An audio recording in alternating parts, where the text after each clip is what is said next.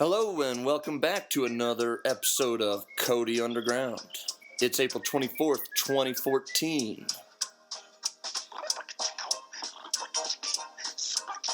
I am Cody Willard and this is Cody Underground. Today I got a special treat for you guys. One-on-one I go with Gerald Celente, publisher of Trends Journal. Let me just introduce. Gerald Celente is I consider him a friend. He's been a frequent guest on my old show, Happy Hour, and I've stayed in touch with him since I left Fox, and mainly because he's brilliant, and he's famous for forecasting trends and talking about geopolitical ramifications and forecasts and economic outlooks and just general commentary about the state of society, too. So I'm thrilled to have Gerald Celente join me today. He is the publisher of Trends Journal, and we're going to jump right in and let him talk a little bit first about what are you forecasting for the rest of this year, Gerald, and say maybe into next year for both the economy and any major geopolitical flashpoints that you're worried about. Well, before I go any further, I just want to let you know that Happy Hour was one of the best shows on TV. And that's no Harvard line. I mean, I was on everybody, Oprah, the Today Show. I was just on every show out there, and that was the neatest show around. Well, thank you so much. We loved having you because you also had fun with us. It wasn't a dry format. No, I mean, how could it be a dry format when you're sitting around a bar? It was, I have to say, it was a brilliant concept, and it was I loved it while it lasted, but truly, I don't know that TV was my calling. I much more enjoy being underground and being an entrepreneur, doing the things I'm doing with Scutify.com and tradingwithcody.com and some of my other ventures. Well, I just want to let you know that was... there's been nothing like it before or since, and every show out there is dry and they're packaged and there's no life in them, So anyways. Well, I really appreciate the kind words, but this isn't about me today, for sure, Gerald. Can you please dive right in? What is your forecast? All right. Well, the forecast on the economic front, I mean, everybody knows the story. And if they follow you, I mean, everybody knows the deal. As long as they keep dumping in cheap money into the system, whether it's coming from China, whether it's coming from this European Central Bank, whether it's coming from the Federal Reserve, as long as they keep pumping dough into the system, it's going to keep going on. It's a Ponzi scheme. And the other thing is, of course, these record low interest rates. Well, the only people that they're enriching are the traders and the banks and the financiers. You're seeing the merger and acquisition, the M&A markets booming because of all the cheap dough. The same thing with real estate. Oh, look what just happened. The new numbers came out on new homes. They're down. I wonder why they went down. Well, the prices have gone, the houses have gone up, and the mortgage rates are going up.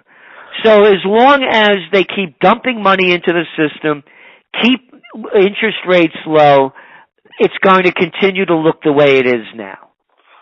What would be the catalyst for the change? And do we have to have a heartache, a crash, a crisis for the next foundation, something a little more healthy of a economic and political foundation for our country and the globe itself? What's the process? How do we get to something better, or do we just keep inflating these bubbles like you're talking about until there's the biggest crisis, crash, depression of all time? Nothing is going to change, I believe, at this. I've been at this now 35 years. And I don't see it changing until the individuals change. It's that 100th monkey syndrome, the story about, how they taught a monkey how to do something in an island, then all the monkeys did it, And then then in an island that was very far away, the monkeys started doing it as well. And right now, they say that the fish rots from the head down. When you look at the major governments around the world, they're run by fish at the head that are rotted. I mean, really. I mean, you want to... I don't disagree. I just love the phraseology. I mean, they're rotten fish heads. And that's what we have for leadership around the world in any developed country. But so, address it, though. Do we have to have a crisis and a crash? Are they going to... No, you see, I don't believe in that. I believe that if you have a crisis or a crash, things could get worse and then get much worse after that. Just because things get worse, that doesn't mean they get better. It's kind of like a person, going back again to the individual. Let's say a person, doesn't take care of themselves, they're obese, they eat a lot of crappy food, they drink too much, and then they go, they get hit with a health crisis. How many people really, really change their lifestyle after the crisis? And how many continue to go on their old ways? So what I'm saying is a crisis could even bring in more draconian measures. It could become much worse. So I don't see it changing like that. Again, to me, where I am in my point of life, it's going to have to take a national movement of people, regardless of the country you're from. Look, and just I don't mean to interrupt, but you're making such an important point there. You're saying that national movement doesn't have to be catalyzed by some sort of depression or crisis or crash. It's not just stock market, not just economic, not just social, but we can actually get on a better trajectory path from here without the crisis needing to be the impetus. Absolutely. And again, the vacuum has never been larger. I mean, you know me, I'm a political atheist. I look at both parties, I mean, they're the Bloods and the Crips. And I don't mean it facetiously. They're murderers and they're thieves. How many more wars do they have to start? How many more people do they have to kill before people call them murderers? How much more money do they have to steal from us before they call them thieves? You have no idea how many times I would get stopped in the elevator and hallways at Fox, or when I would go do appearances at any ABC or any other channel ever, and they would say to me, can you please pull back a little bit on your political rhetoric when you're calling the Republican-Democrat regime a bunch of warmongering murderers? Cody, that's really radical. And I would look at these people and be like, no, the warmongering and murdering that the Republican-Democrat regime is doing is what's radical. And it goes back again to the question. Look at what the people would try. Look, the same thing happens with me all the time, and I don't get invited back, because they don't want to hear it. But again, going back to the question, does a crisis have to happen? Here you have what you would think are people that are intelligent calling you a radical as they keep buying the crap and supporting it. Correct. And propagandizing it for, in that case, when it's in the hallways of a television network. Exactly. So that's why I keep going back to it's the people. It's the people.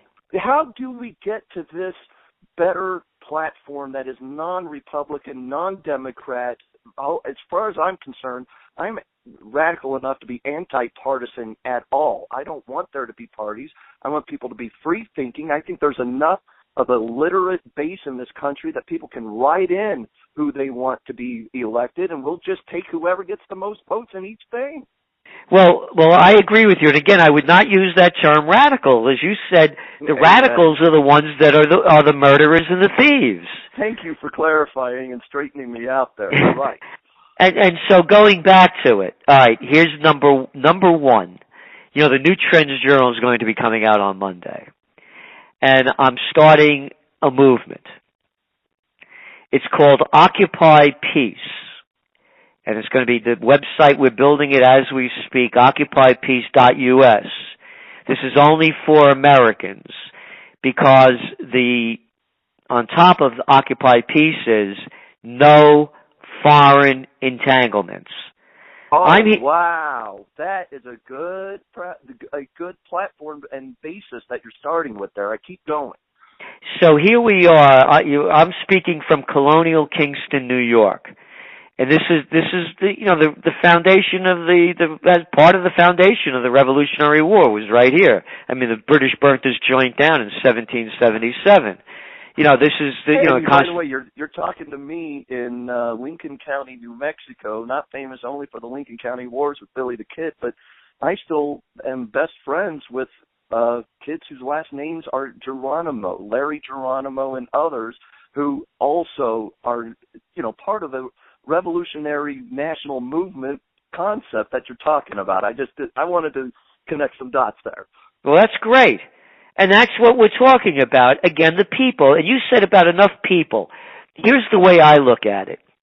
80% of the people will follow anything and do anything. You see them all over.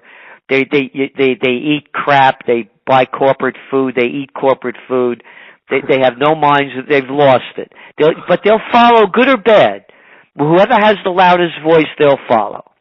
Other 10% are, I call the destroyers. These are the people that are destroying things in front of us. These are the greedy, the immoral. And again, I'm no preacher, man. I mean, I have my own life, I mean, I'd be the last guy to say, oh, yes, I did everything just right, No. I mean, as you get older and you try to learn more and you try to make yourself better. So I'm not telling people what to do or how to act. I'm going to make that really clear. I'll say it like you are a preacher, Gerald, because you're preaching the word here, man. You're doing God's work. I do believe that. Keep going. Well, so anyway, then there's the 10% that you're talking about, the builders. And now it's time for the builders to move into position. And that's the way I see it now. Because the vacuum has never been greater. Yeah. You look at the clowns around the world. All right, let's go over to the UK. The little boy Cameron over there. Then you got his neighbor, Holland. Little Cameron, he's so cute. Isn't he? Yeah, I think he went to one of those boys' schools where they got a lot of problems when he was a kid, because he didn't come back with both of them. So anyway, then you got Holland over there. And he's in the same category. Another little loudmouth little boy with nothing behind him. You come to the States, you got Obama, man. An empty suit, if there ever was one, other than the empty suits before him with Bush. Well, we could have had Romney's empty suit.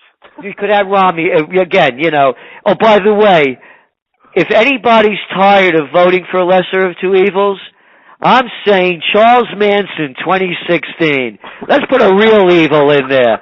Enough of these lesser of two evils. Get the lesser of evils. Go with the greatest evil you can do. If you're going to vote for a Republican Democrat, vote for Charles Manson.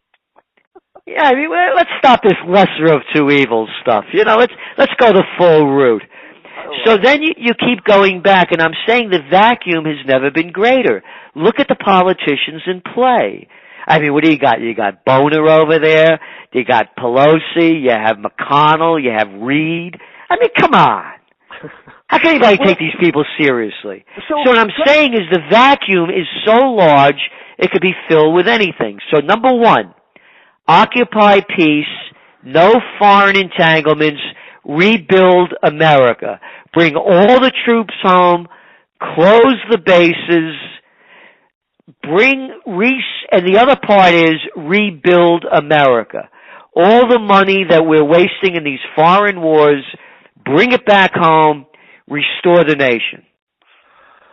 You mentioned, and amen, and let's please plug occupypeace.us repeatedly throughout the rest of the program, because that's how you build a movement, is by getting this kind of underground movement started and getting the word out. Well, this is above ground movement. It's not underground. Well, my podcast, I want to remain underground for a little while, okay? That's all. Okay.